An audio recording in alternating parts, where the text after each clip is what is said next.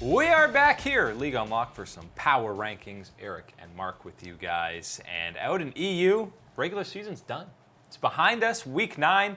The tiebreaker fiesta resulted in one-hole tiebreaker. Obviously, huge implications for that final playoff spot, but these are your final power rankings heading into playoffs. Who's the strongest team? Who's the weakest team? I'll tell you right now, the weakest team is Rogue.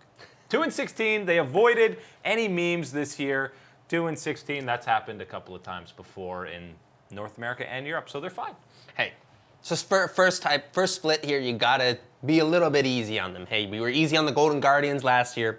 Go easy on Steve Aoki and Rogue this time. And just remember, Forgiven tweeted that he's looking for a support dual queue partner, which means Rogue signed Forgiven for 2019 summer. We want him back in the LEC. But they come in at number 10. Excel is still number 9, even though it's almost unfair to rank them right there because they had a much better second half of the split. As soon as they subbed Special into the lineup, they looked a whole lot better. But the rest of this, they didn't move from last week. Misfits, yeah, you got to win against G2 in a game that they cared even less about than the Fnatic one. And Schalke,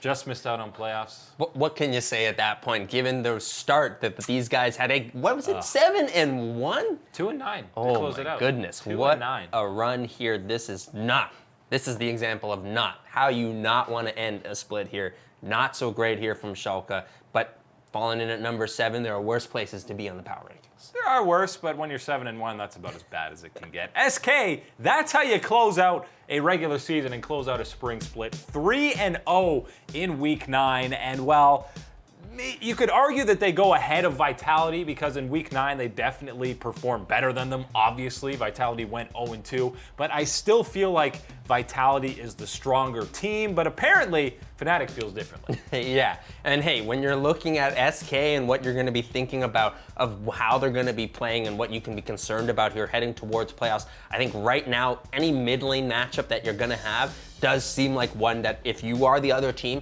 you want to be putting pressure there, you want to be trying to exploit it, because that has been something that you have seen with SK all year, is that yes, Pyrion has been able to be okay and he has been able to contribute in a lot of team fights, but he just really hasn't individually offered you what you want compared to the level of mid laners you have in the LEC. Yeah, SK has been all about crown shot and all about self-made through the entire split.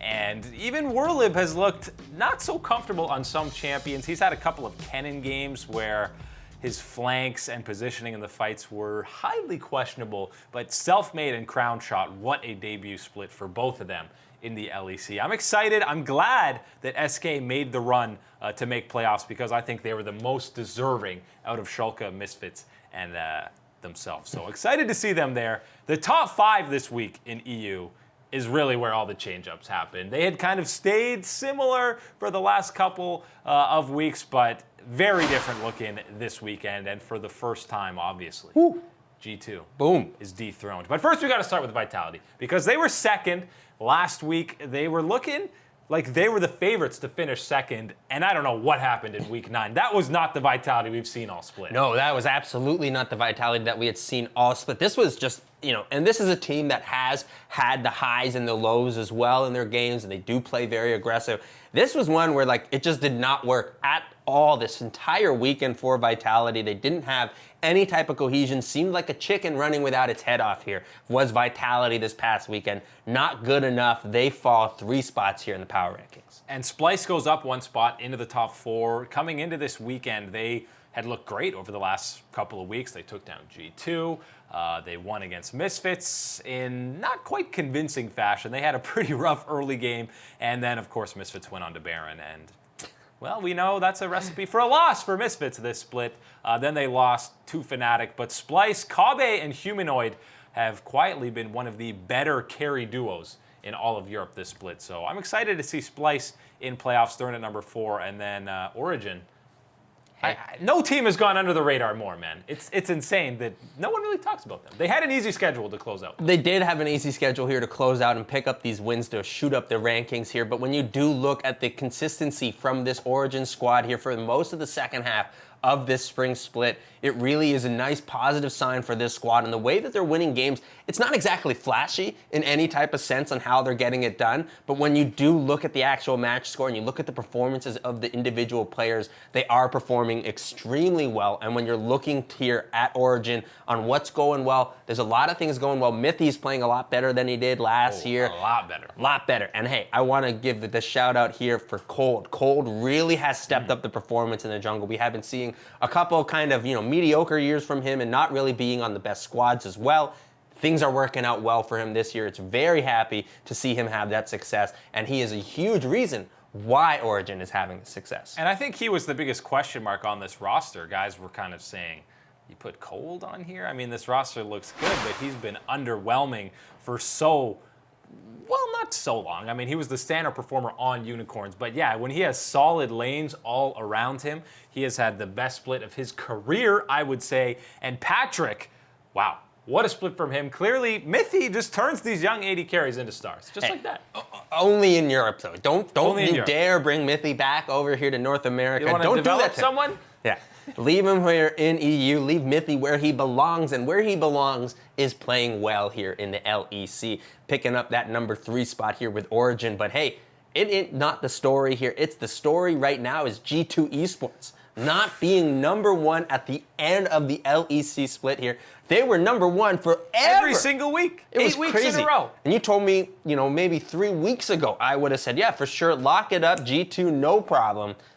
Not happening. Fnatic, they take number 1. And they've kind of been on a downward trend the last couple of weeks. We saw them. Maybe it's, we locked up first, whatever. Obviously, they had PromisQ in as a sub this week, but Fnatic, they won that series, or that game, which is almost more of a positive to G2, actually, that they held on to that game for so freaking long. It was insane that that game took so long. But 8 wins in a row, Fnatic, they've taken down pretty much everyone in the league during that win streak in some convincing fashion. So they're deserving of that number 1 spot. They're the scariest team, even though they're only the 3 seed. If there's one team I don't want to match up against in the playoffs right now, it's Fnatic. And we've talked about it before here. We talked about it in North America with a team like Team Solo Mid, showing us a lot of strength here down the stretch. Fnatic is even more so like that, where again, it's every single opportunity, every single lane on the map is going Fnatic's way. Everybody is performing to the level that you need to be one of these top level teams here in the LEC, and it's fantastic watching. Whippo is being excellent in lane. You got Broxa being Broxa that you've always known and loved here, really dominating the objective control. Nemesis holding his own in lane, and Reckless and Hylissang really starting to pop off in the bottom side. This is the Fnatic strength that we had thought about heading towards this season, and now you're seeing it right now. And hey, it's exciting.